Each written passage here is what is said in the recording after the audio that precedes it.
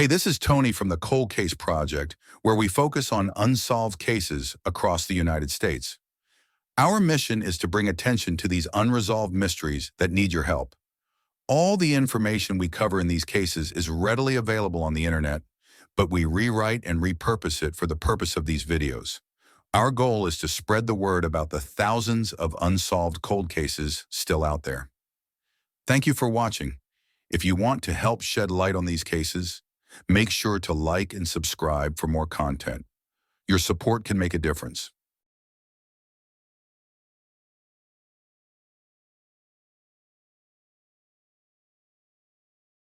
Welcome back to the Cold Case Project, where we dedicate ourselves to meticulously unraveling the most perplexing and heart-wrenching mysteries that linger in the shadows, defying easy explanation.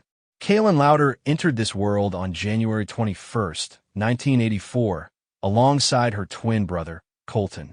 From their earliest days, their lives were intertwined, sharing the unique bond only twins can understand. Growing up, Kalin embarked on a path marked by a profound desire to contribute positively to the world.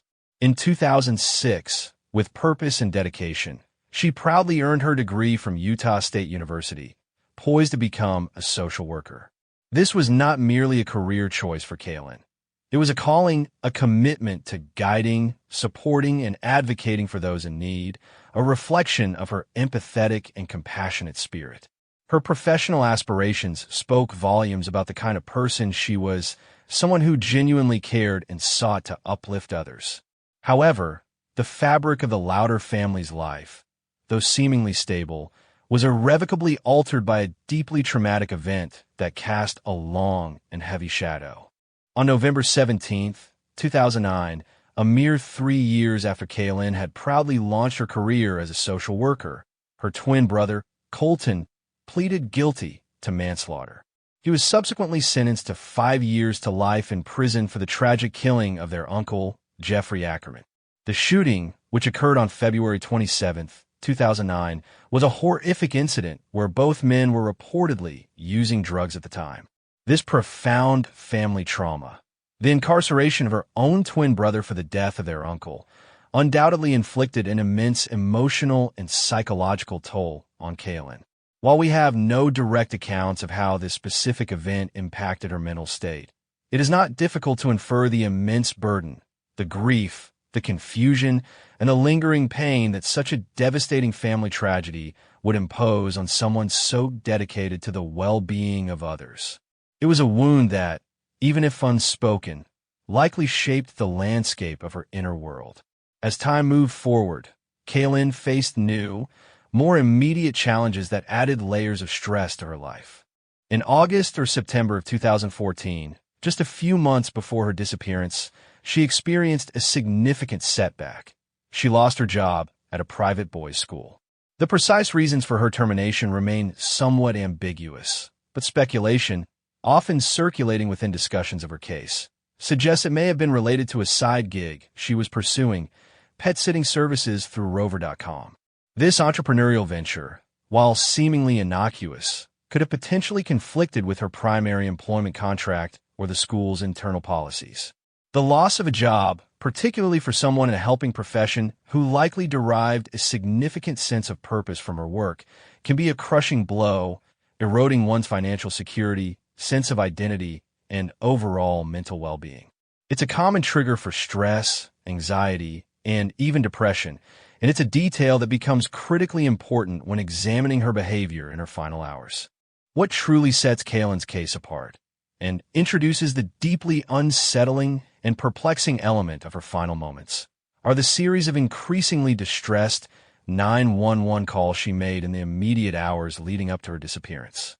These calls paint a vivid, albeit disturbing, picture of a young woman seemingly spiraling into a state of profound paranoia and fear. On September 26, 2014, Kalin placed her first call to 911. Her report was alarming. She claimed to have heard what she believed were distinct gunshots and a loud, violent fight erupting at her condo complex's clubhouse. Police swiftly responded, investigating the scene with due diligence. Their findings, however, directly contradicted Kalin's report. It turned out a wedding celebration was underway at the clubhouse, and officers found absolutely no evidence of any disturbance, let alone gunshots or a fight. It was a curious discrepancy, a first hint that something was amiss. Just an hour later, the phone logs show Kalin placed a second 911 call. This time, however, the call was even more perplexing. She simply hung up before the dispatcher could even connect or speak with her, leaving behind only an unanswered query in the call logs and a growing sense of unease for anyone reviewing the pattern of her increasingly erratic contact with emergency services. Then, on September 27, 2014, the very day she was last seen alive, Kalin made a third, even more urgent and terrifying 911 call. This time, her claims were deeply alarming and specific. She reported that her own condo, her sanctuary, was actively being burglarized. When you listen to the raw audio of this particular call, the sheer terror in Kalin's voice is palpable. Her tone is nervous, her words laced with an almost desperate paranoia, her voice trembling with an undeniable fear. She insists she can hear intruders, hear them taking things. Yet, what makes this call even more unsettling, almost surreal, is the direct contradiction from her roommate, who was physically present in the condo during the call. In the background, her roommate can be distinctly heard attempting, repeatedly, to reassure Kalin, asserting with calm certainty that the front door is locked. No one's been in here. Yet, Kalin, seemingly unable to process or believe her roommate's words, remains utterly convinced of the intruder's presence, despite the lack of any objective evidence. When the dispatcher probes for more detail, asking about specific sounds or if weapons are involved, Kalin's answers remain vague, centered on this persistent perception of things being moved or taken. From a logical standpoint, simple yet critical questions immediately arise for any listener. What exactly does taking things sound like? Could it have been mundane household noises, the sound from a television, or even the distant sound from a neighboring unit filtering through the walls of a condo? If she was locked in her bedroom, as suggested, how could she truly discern these specific actions with such conviction? Police later confirmed that after responding to this third 911 call and thoroughly checking Kalin's condo, they found absolutely no evidence of a break-in. This glaring discrepancy between Kalin's terrified perceptions and the objective reality confirmed by both her roommate and law enforcement is a central, haunting element of her disappearance. Tim Sa, a longtime friend who had known Kalin for 2 decades, later echoed the family's bewilderment, stating, "We've racked our brains, and this behavior of hers is not very typical. I can't explain the phone calls. This uncharacteristic and highly unusual behavior strongly suggested a profound and rapid shift in Kalin's state of mind, leaving those who knew her well struggling to comprehend." The final visual pieces of the puzzle before Kalin's disappearance come from the surveillance cameras strategically positioned at her condominium complex. These clips, later released to the public by police, provide crucial, yet ultimately ambiguous, glimpses into her deteriorating state and her movements in those final known hours. In the first clip, captured at approximately 3:30 p.m. on September 27th, we see Kalin outside her condo. The official police report, drawing an initial conclusion, describes her as having an animated conversation with herself. She's dressed lightly, in shorts and a thin t-shirt, and remarkably, she appears to be barefoot, despite the fact that it was raining that day.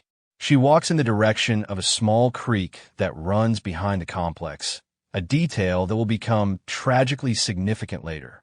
My initial reaction, and one that is widely echoed and debated among those who have followed this case closely, is the police's interpretation of her talking to herself.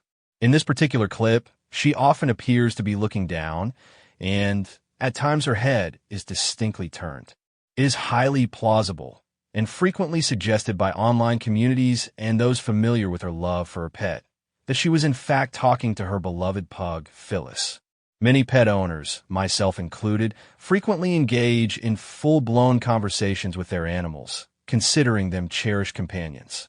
Her arm movements, which some have perhaps too readily, compared to the perplexing and deeply unsettling movements seen in the Elisa Lam case, could simply be the natural gesticulations of someone talking to a pet. This detail, seemingly minor, is illustrative of how crucial context, or a lack thereof, can shape initial conclusions drawn from raw footage, and how different interpretations can arise from the same visual evidence. Later in the afternoon, or early evening on the 27th, a second surveillance video captures her running back into the complex. The speed of her movement appears more like a brisk jog than someone in a frantic flight from a threat, suggesting perhaps she was simply returning home after being caught in the rain, or perhaps heading back for some other, unknown purpose. A third surveillance video then shows her once again carrying her cherished dog, Phyllis, before gently putting her down. She does appear to be looking around a lot in this clip, a subtle but consistent sign of heightened vigilance or apprehension, a continued thread from her 911 calls. A fourth surveillance video further emphasizes her apparent fascination, almost an obsession, with that creek area behind the condo. She spent a noticeable amount of time by the water, gazing into the natural surroundings. It's worth noting that one of her own YouTube videos, discovered later, actually featured footage of nature and woods from her condo, suggesting a deep affinity for the natural world. This consistent return to the creek area leads some to speculate she might have been waiting for her dog to return, or perhaps even waiting for someone else. The remaining clips from the complex's surveillance system appear to show her roommate and her roommate's car. It's unclear why these latter two clips were released by police. Perhaps they were trying to identify the individual or vehicle as a person of interest, or simply to establish a complete timeline of who was coming and going from the complex. At approximately 5:45 p.m. on September 27th, Kalin Louder was captured on surveillance walking out of her residence for the last time that anyone definitively knows. Again, she was barefoot, wearing only a tank top, and significantly, she did not take her beloved pug, Phyllis, with her. This last detail is particularly poignant and perplexing, given how deeply she clearly cherished her dog, as evidenced by a 4-minute video on her own YouTube channel dedicated solely to her overflowing affection for Phyllis. Why would someone so devoted to their pet, someone who made a video celebrating that bond, leave them behind, especially if they intended to return or if they were genuinely in distress and seeking safety? This remains one of the most haunting and unanswered questions for her family and for those who follow her case. Kalin was 30 years old at the time of her disappearance, standing 5 feet 8 inches tall and weighing 130 pounds, with striking brown eyes and brown hair. These physical descriptions, along with her last known appearance, were critical in the initial missing persons alerts broadcast to the public. Kalin's story unfolds within the suburban landscape of Murray, Utah, a city with a population of approximately 46,746 residents, according to the 2010 census. It shares its borders with neighboring communities like Taylorville, Holiday, South Salt Lake, and West Jordan, forming a diverse urban tapestry within the larger Salt Lake Valley.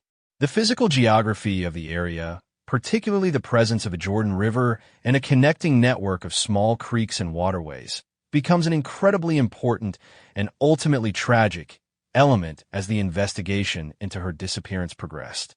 Kalin's father, Jesse Louder, speaking to local news outlet KSL.com, a source we must commend for their exceptionally thorough and in-depth investigative reporting on this case, which went far beyond simple police press releases, described his daughter leaving her home with just herself, and it was pouring rain. He noted that while there had been no prior history of abnormal behavior that the family was aware of, Kalin had indeed been experiencing a little bit of depression due to her recent employment situation. Her mother had spoken to her earlier that very day, and Kalin had concrete plans to update her resume and actively apply for new jobs, indicating a forward-looking, if stressed, mindset. There were also unconfirmed reports that she had recently received news of a job opportunity falling through, adding yet another layer of stress and disappointment to her already burdened emotional state. Given the deeply traumatic family history, the incarceration of her twin brother for the killing of their uncle. It would be truly surprising if Kalin wasn't already grappling with some level of underlying depression or emotional distress, even if it wasn't openly discussed or formally diagnosed. While her family wasn't aware of her receiving formal treatment for such issues, it's also entirely possible that she might have been on some form of mood-altering medication without their knowledge. And some theories have cautiously considered the potential side effects of such medications as a contributing factor to her observed unusual behavior. However, it's crucial to state that there is no firm police information or family confirmation to substantiate this particular theory. For over 2 agonizing months, Kalin Louder remained a missing person, her family and friends consumed by a relentless and agonizing search for her whereabouts. The uncertainty, the unanswered calls, the baffling final sightings, all coalesced into an unbearable period of waiting. Then, in early December 2014, the search for Kalin came to a grim and heartbreaking end. On Monday, December 1st, 2014, her body was discovered by West Valley City work crews who were examining a drainage pipe. She was found almost completely submerged in the cold waters of the Jordan River, approximately 5 miles away from her Murray condo. This tragic discovery immediately ignited a host of profound and deeply unsettling questions. How did Kalin die? How did her body, dressed so lightly and seemingly unprepared for the elements, end up in that specific location, so far from her home? And crucially, how long had it been there, undiscovered, despite active search efforts? The theory put forth by some, including elements within law enforcement, was that Kalin might have tragically fallen into the small creek that runs directly behind her condo complex and then been carried by the natural current all the way to the Jordan River, ultimately ending up 5 miles downstream. While a simple little blue line on a Google satellite map might visually suggest a continuous and navigable path, a closer, more detailed examination of the actual waterways in the area, particularly with the benefit of local knowledge and photographic documentation, raises significant and unsettling doubts about this theory. My research, bolstered by in-depth photos and observations shared by individuals familiar with the terrain, highlights several challenging sections of this waterway. There are areas with what appear to be natural dams or narrow, rocky embankments, where a human body could very easily become snagged, lodged, or even trapped. Other sections involve the creek running beneath dark road overpasses, through cramped drainage canals, and navigating remarkably tight, winding passages. For a body to successfully navigate all these potential obstructions, seemingly unaided by external forces, for a distance of 5 miles, would require exceptionally high water levels and a sustained, strong current, conditions that were not consistently observed or corroborated by the limited surveillance footage of the rain earlier that day. While her roommate wore rain boots, suggesting some precipitation, the rain in the surveillance clips themselves didn't appear to be of an unusually heavy or torrential nature. The family's own meticulous investigation, which included studying water levels and flow rates within the creek and river, further cast significant doubt on this theory, suggesting that the natural water flow simply wasn't capable of carrying a human body the considerable distance. The family's anguished wait for answers continued as they awaited the results of Kalin's autopsy, hoping for definitive clarity. However, the findings, eventually released in April 2015, offered heartbreakingly little in the way of closure. The autopsy report concluded that the official cause of death was undetermined, attributed primarily to exposure to the water, while her toxicology report provided some partial relief, indicating nothing fatal or illegal in her system. The severe decomposition of her body due to prolonged submersion meant that police were tragically unable to immediately determine her age or even gender when her body was initially discovered. This outcome, a cause of death officially deemed undetermined, echoes strikingly similar elements in other baffling cold cases that have captivated public attention, such as the perplexing Elisa Lam case, and even some aspects of the controversial smiley face murder theory, cases where a lack of definitive forensic findings leaves ample room for a multitude of questions, theories, and persistent suspicion. Despite this official conclusion, Kalin's family has remained absolutely adamant in their conviction that her death was not an accident. Family spokesperson Amy Fugel, Kalin's cousin, gave voice to their profound disappointment and disbelief, stating with raw emotion, "We knew this was a possibility, but are saddened not to have more information or closure. We know there is more to the story. Her family deserves answers, and she deserves justice." The family openly expresses their deep-seated fear that, without help from influential people or deep pockets, our family fears we are left to accept what the authorities have speculated. The Louder family's unwavering conviction that foul play was involved stems from several critical observations and deep-seated concerns about the initial investigation and the official narrative. They argue there's simply no logical or plausible explanation for how Kalin, in her distressed state, could have traveled from her Murray home to the Jordan River without using her car, especially if she was disoriented or undergoing some kind of crisis. Most damningly, the family claims that Kalin's body showed absolutely no bruises, no scrapes, and no decomposition patterns consistent with her having tragically fallen into the shallow creek behind her house and then being violently carried 5 miles downstream, enduring potential impacts with submerged debris and navigating narrow, constricted passages.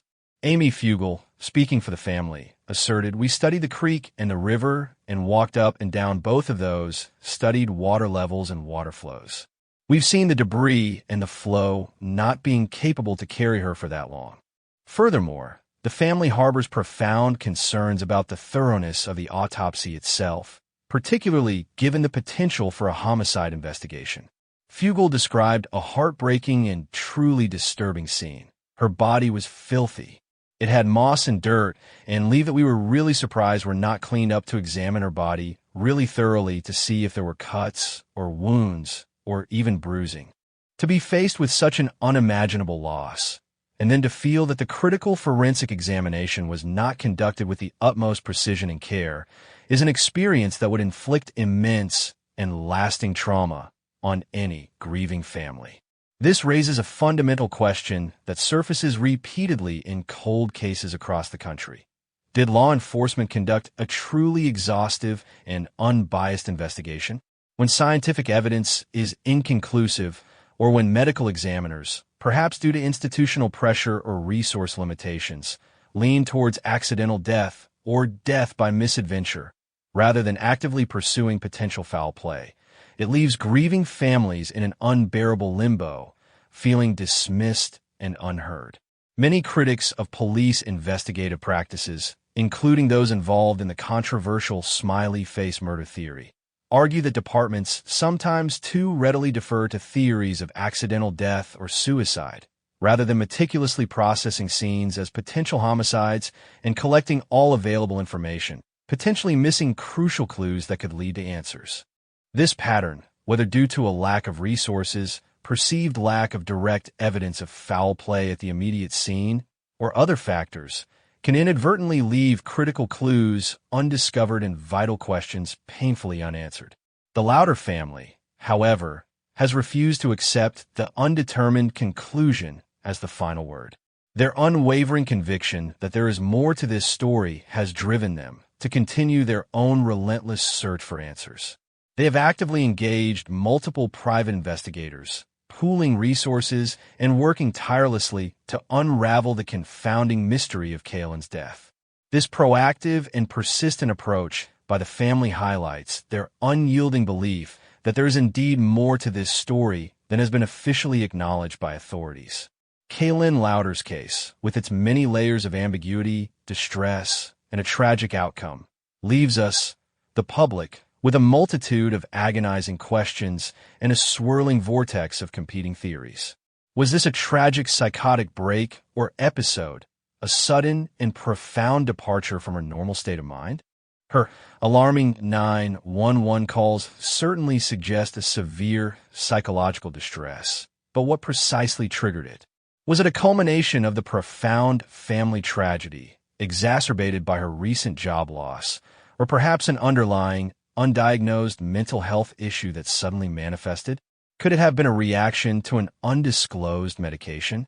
Another theory considers the possibility of a planned suicide. If so, why would she leave her beloved pug, Phyllis, behind? This detail, as we've discussed, is profoundly inconsistent with her deeply affectionate and devoted bond with her dog, making a suicide theory, while not impossible, particularly hard for many to reconcile. Or was something else happening entirely? Did Kalin have enemies? Or was she involved in something unknown that could have led to foul play? While there's no firm information on this, some unverified reports suggest a strained relationship with her roommate, who reportedly moved out quickly after the incident and may not have been fully cooperative with the initial investigation. Could there have been an argument or conflict with someone that escalated into a violent encounter? And perhaps the most enduring and haunting question, the one the family ceaselessly asks, was there indeed foul play? If so, how did she get to the river? And who might have been involved in her final tragic moments? And why did the initial investigation seemingly miss crucial signs that the family later pointed out, details about her body and the unlikeliness of her journey down the creek? In the midst of such a dark and complex narrative, it's always important to acknowledge and highlight the dedicated individuals and organizations who strive to bring some glimmer of light to these pervasive shadows. One of the private investigators initially mentioned in connection with Kalin's case is Alan T. Robbins, a managing officer at statewide process servers. Beyond his professional work, Mr. Robbins and his company actively donate their time and their valuable services to a nonprofit organization called We Help the Missing. This organization works tirelessly and compassionately to locate missing individuals, and their dedicated efforts have, in many cases, successfully reunited families with their loved ones, often finding them safe and well. It's a powerful testament to the fact that good people are indeed doing good work, and that the community, both local and online, can play a vital and supportive role in assisting these critical efforts. The case of Kalin Louder remains a profound and deeply troubling mystery that continues to haunt her family and anyone who delves into its intricate, unsettling details.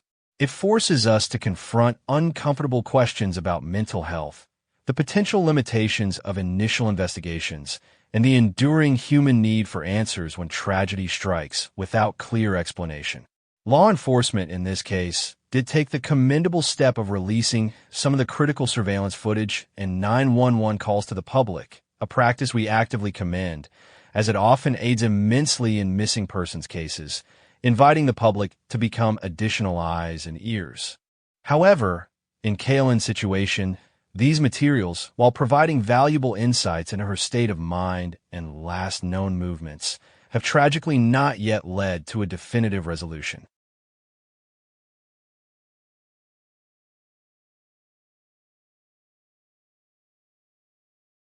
The last confirmed sighting of Robert Vreel occurred in May of 1989.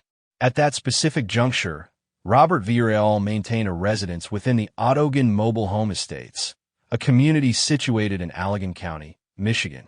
His particular address was recorded as being in the 200 block of Leisure Lane, within the municipality of Holland, Michigan. The pivotal moment of his disappearance unfolded on a specific day in May 1989. On that morning, Robert Vreel was present at his mother's residence, also located within the Otogan Mobile Home Estates. His mother, preparing to commence her work shift, observed Robert Vreel asleep on a couch. This visual confirmation represented the final verified instance of his presence. Later that day, upon her return from work, Robert Vreel's mother found that he was no longer at the residence. From that point forward, no further direct contact or communication from Robert Vreel has been substantiated.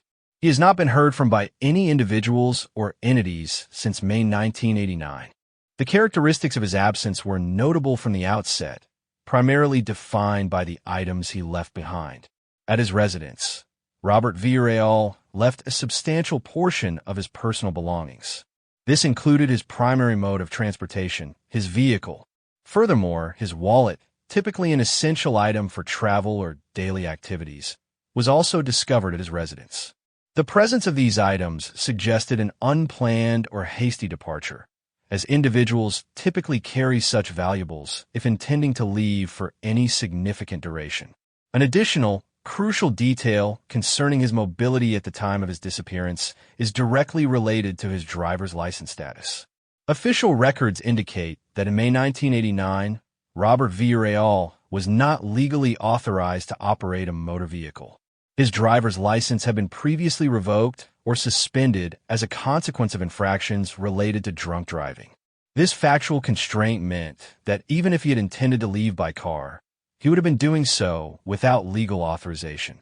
The initial response from law enforcement, following the report of Robert Vreel's absence, established a preliminary theory concerning his disappearance.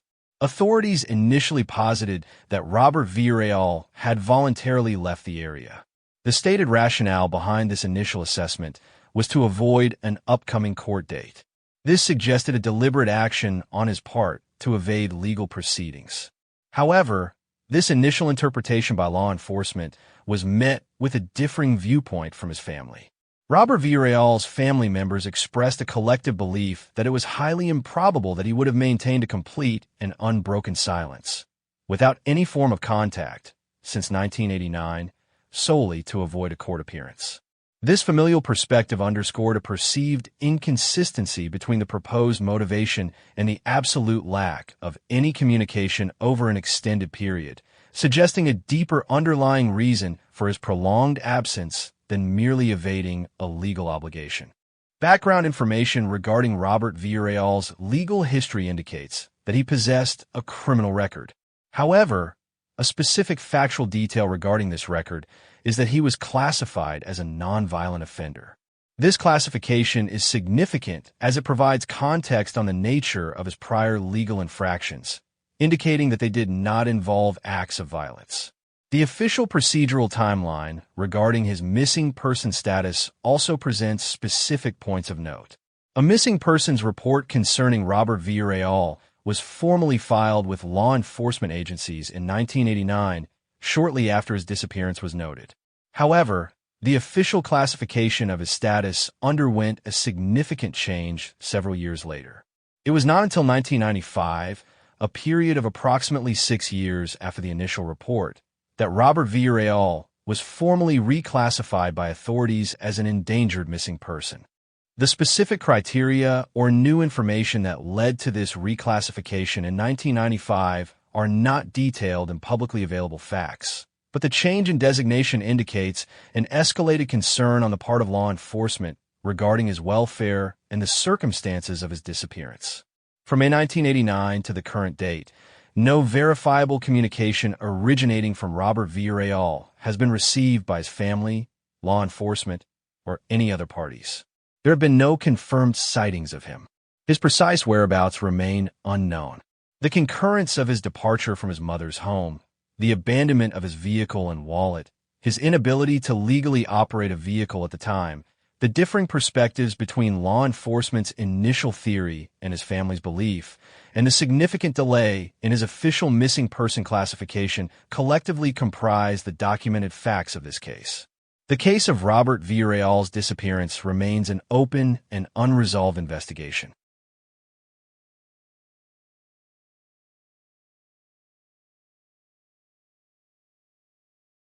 Magdalena Zuk was a 27-year-old Polish national. In April 2017, she embarked on a prearranged vacation trip to Marsa Alam, Egypt, a town located on the western shore of the Red Sea. The trip was intended as a birthday present for her boyfriend, Marcus. However, due to an issue with his passport's expiration, Marcus was unable to travel.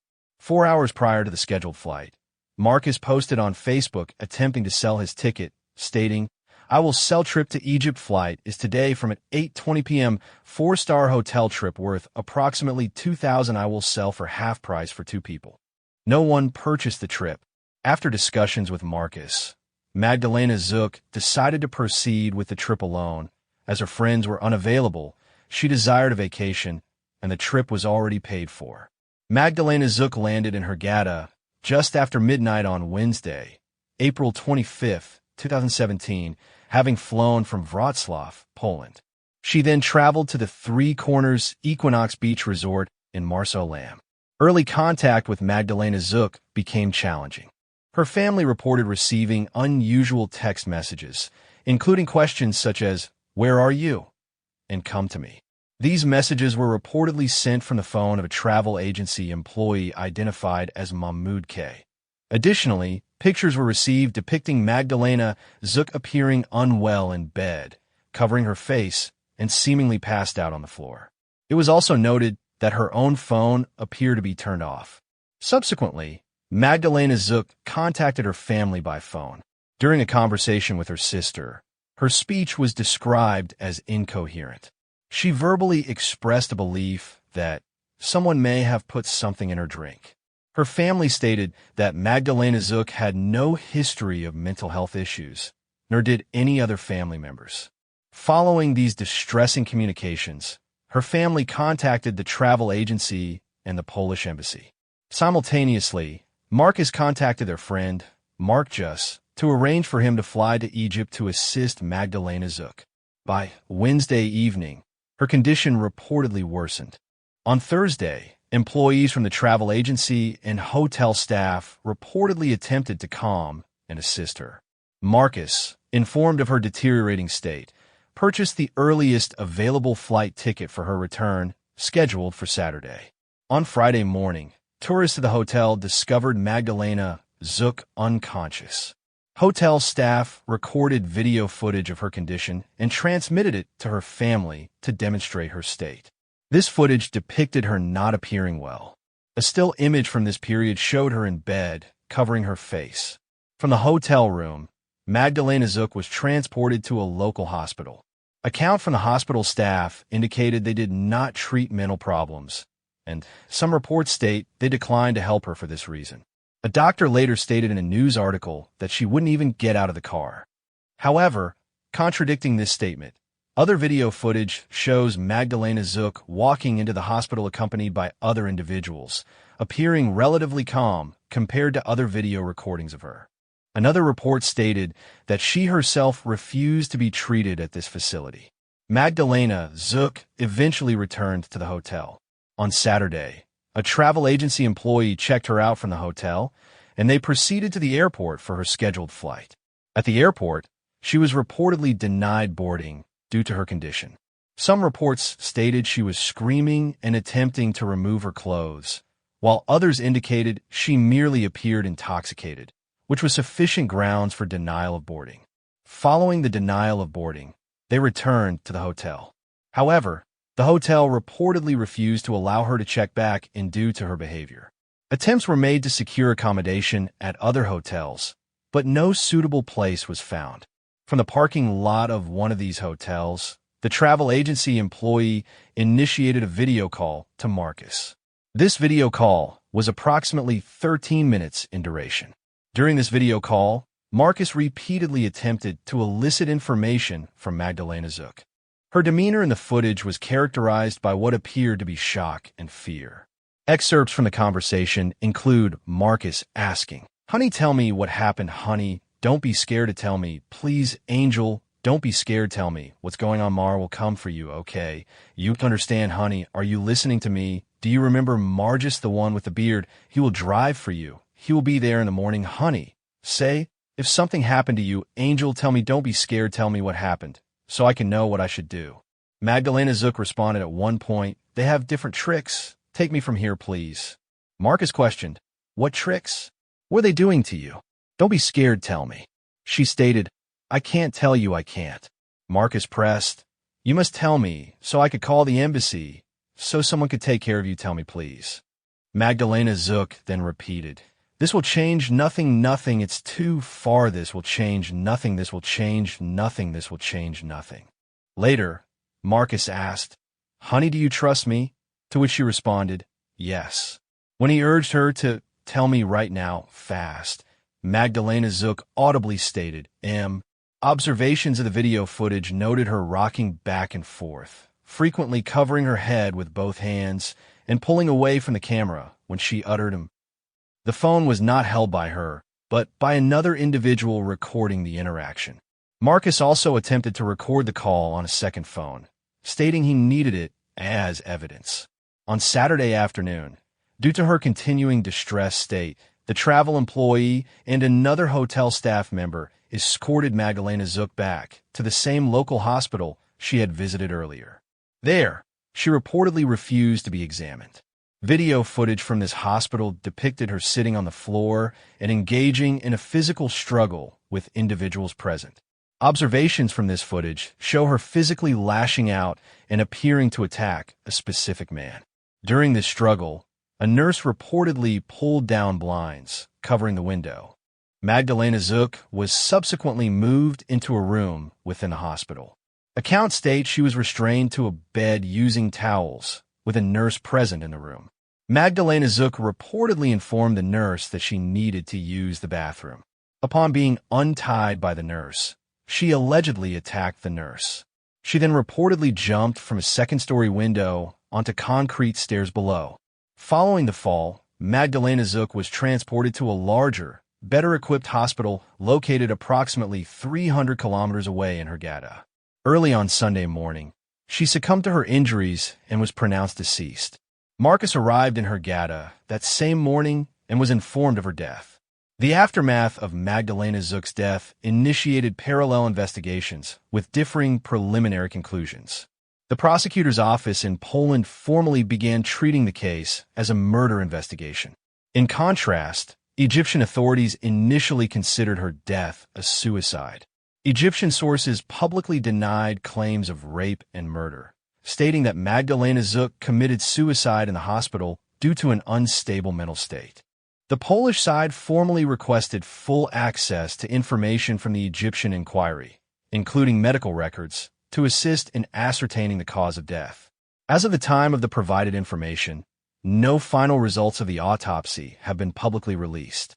Key questions awaiting clarification from these investigations include the presence of drugs in her system and whether she was sexually assaulted. Additional details and conflicting reports emerged during the investigation. A medical document from the hospital where she had the fall was reportedly reviewed by an unnamed expert. This expert's interpretation of the document indicated that Magdalena Zuk sustained serious injuries, but only on the left side of her body, specifically a shattered left leg in 3 places, punctured ribs, and head injuries, all on the left side. This expert concluded that these injuries were inconsistent with a deliberate jump out of a window and suggested Magdalena Zuk must have been unconscious at the moment of impact with the ground.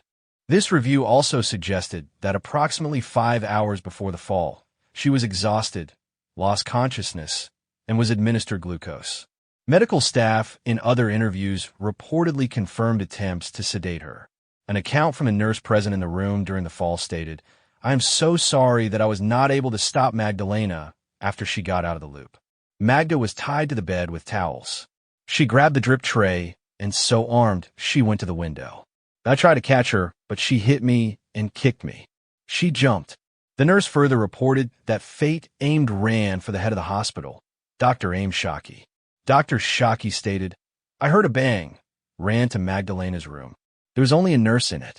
My wife, who was with me at the time, was the first one down at Magda. To this day, she cannot recover from what has happened." Dr. Shaki was also quoted in an article stating she did not want to get out of the vehicle at the initial hospital visit, a statement contradicted by video footage showing her walking into the hospital. Following the fall, Dr. Shaki stated that Magdalena Zuk was immediately taken to the ICU, and after approximately 2 hours, they decided to transfer her to a better-equipped hospital in Hurghada, where she subsequently died. Magdalena Zuk's former college, the private Higher School of Medicine in Wrocław, stated that she graduated in 2015 with very good results and was described as chatty, friendly, open, and welcome to people. A forensic pathologist suggested her behavior could be attributed to the administration of a psychoactive substance, a traumatic event, or mental disorders. However, her family continued to stress that Magdalena Zuk had no history of psychological problems. Marcus also clarified that while she was somewhat upset he couldn't join her for the trip, it was not an abnormal level of distress. Polish media reports, such as Sputnik News, asserted that Magdalena Zuk may have been drugged and gang-raped, citing sources. Conversely, Egyptian media, including Egypt Independent, quoted tourism police stating she deliberately committed suicide, not raped. The Egypt Independent article also quoted Dr. Aimed Shaki as saying, "The footage shows her trying to jump out from a window in the hospital hallway while the nurses and doctors are doing their best to stop her," a description that has been contested by analysis of the footage itself. Another report quoted the doctor saying, "Magdalena managed to escape the restraints. She jumped toward the window, attacking the nurses who tried to stop her. Then she jumped and died," which is contradicted by information indicating she survived the initial fall and was transported to another hospital before dying. Internet speculation surrounding the case includes theories of human trafficking, a psychological concept known as Paris syndrome, described as a transient mental disorder exhibited by some individuals visiting Paris due to extreme shock from unfulfilled expectations, characterized by acute delusional states, hallucinations, feelings of persecution, derealization, depersonalization, anxiety, and psychosomatic manifestations, has also been discussed as a remote possibility. A common point of comparison is the case of Elisa Lam, who had a documented history of mental health issues, a factor absent in Magdalena Zuk's known history. The factual elements of the case that continue to be points of focus include the family's report of a conversation where Magdalena Zuk suggested she had been drugged, the visual evidence of her appearing sick or intoxicated, footage of her engaging in aggressive actions against an individual, and the video call where she appeared intimidated and fearful, unable to speak openly. As of the available information, there are no final autopsy results that have been released publicly. The case of Magdalena Zuk remains an active investigation for Polish authorities, while Egyptian authorities have reached different conclusions. The full circumstances surrounding her unusual behavior, her fall, and her death remain officially unresolved.